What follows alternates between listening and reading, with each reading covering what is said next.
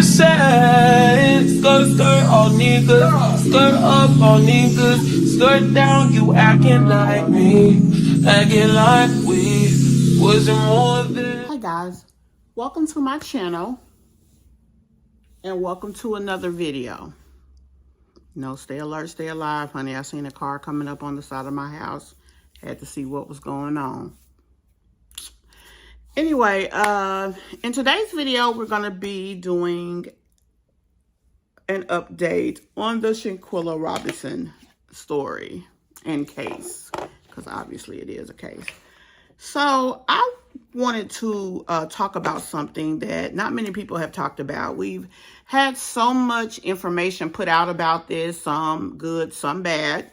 I'm even told that an ex-boyfriend is actually going out doing interviews and stuff saying that arrests have been made, which of course here on this platform, I also put out the information about an arrest, but what ended up happening was ABC 7 out of LA misspoke and said there was actually an arrest when what they meant wasn't a warrant was issued. The red notice had not been issued from California, and extradition had not been completely put in place at that time. Therefore, an arrest could not have been made at the time.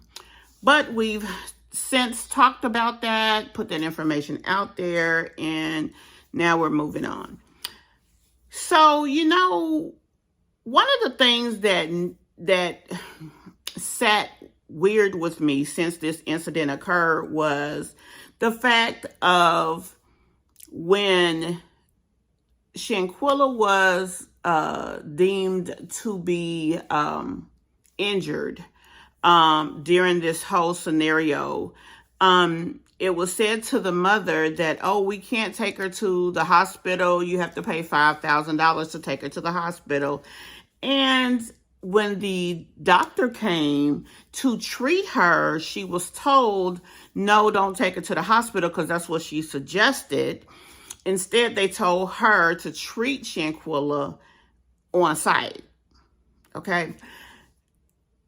I kept thinking, why did they do that? Why did they not want her to go to the hospital? Now, I know they said about the $5,000. And so I did a little bit of research. And something came to my attention. First of all, let me say this. About, I'm going to say 4 to 5 months ago, I was a TikTok zombie. I was one of the many people who go on TikTok to look at 1 or 2 videos and end up on there 5-6 hours. I mean, I was.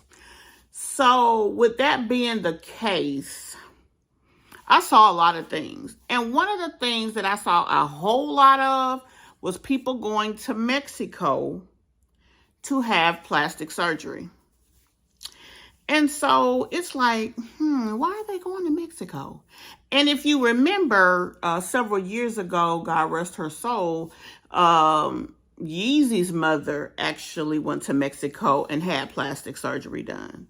And as a result of that, she had something happen. I think her heart gave out, or she had some kind of something happen and ended up passing shortly after the surgery.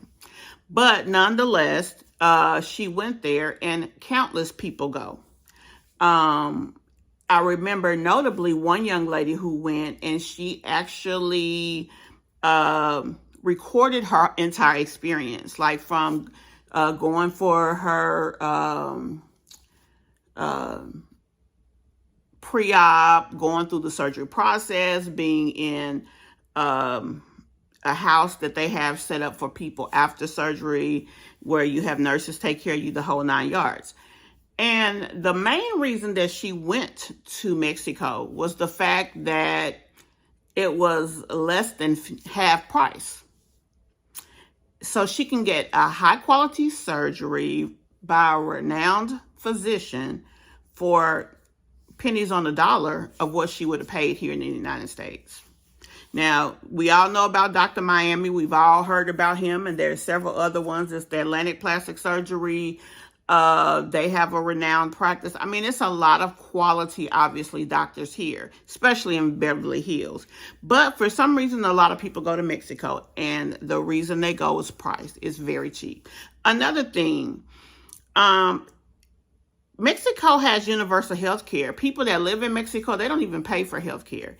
And it's also said that when people have certain illnesses, especially with rare illnesses, they go to Mexico because, number one, they don't have the same CDC requirements that we do. Number two, it's cheap as hell. It's cheaper.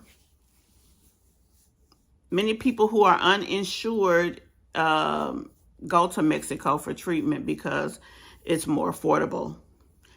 A day in the hospital would be about, let me see, I have the notes, 8,000 pesos, which converts to about $400 a day. A surgical procedure in Mexico would be around $1,200. I mean, you know, that's super high here. Another thing is meds. If you need medication for something, you're not feeling well, need medication. A lot of pharmacy strength medications that you would not be able to get over the counter here in America, you can get in Mexico by just going to the drugstore. So, I mean, yeah, the entire reasoning behind them saying that she couldn't go to the doctor is false. They do, like I said, they have universal health care. Also, they do participate in some health care. And not only that, a lot of times when you go overseas, you are offered for a certain price medical coverage. So when you go over there, if something happens, you can be seen.